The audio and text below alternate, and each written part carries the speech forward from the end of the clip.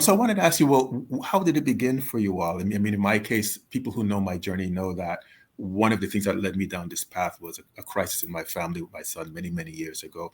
I was wondering what led you all down the path of African spirituality? Yeah, you wanna go? Um, I mean, you can start and I can continue Okay, because yeah, well, it literally starts with our own yeah, individual journeys and then joining yeah. together. So you may as well start because you started before Yeah, me I on that. guess So because it's about how Ancestral Voices started. It really starts off with a conversation, and the conversation again going back to exactly what we talked about, which was where's the African story? Because at the time when Ancestral Voices was conceived, I was a practicing Buddhist. As much as I don't practice anymore, even in my African spiritual practice, I can see those elements where Buddhism also still exists and still exists as a parallel theory, if you will. So in our conversation, we had to ask ourselves, how come we've been through all these different traditions and we know we're learning so much about what resonates more with us, what is not as conflicting or rather constraining as a religious ideology. Where's our story, and that was what brought Ancestral Voices forward. It's about where's the African story. We've gone through all these other systems, but we don't really know our ancestral ways the way that we should.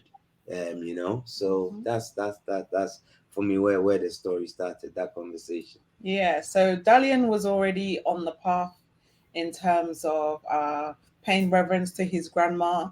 So he kind of adopted his own ancestral reverence practice that he was following. So then when we came together, I was fascinated to find someone else who was on the path as well. So it was just like, wow, we share this in common. There was an interest. I personally came down a kind of new age spirituality route, but was questioning once again, where is the representation for African people? Why is our story not being told? So as we were having these conversations amongst ourselves, as we were discovering our own spirituality and really tapping more into ancestral knowledge, we were inspired to really take this journey that is a personal one, but make it more of a wider conversation.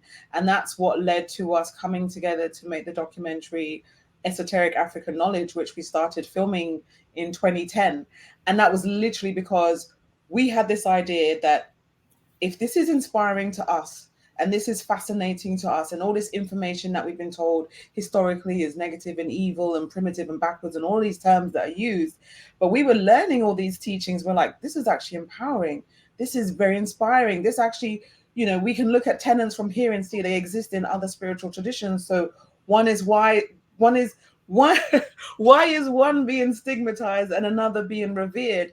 And so we decided to use our skill set. Dalian is from an academic background. We both have experience within media. So we used our skill set, put it together, and literally made a documentary. So, despite working in the media industry from before, I literally learned how to edit whilst we were doing the film. Like, this is the motivation that we had. So that is how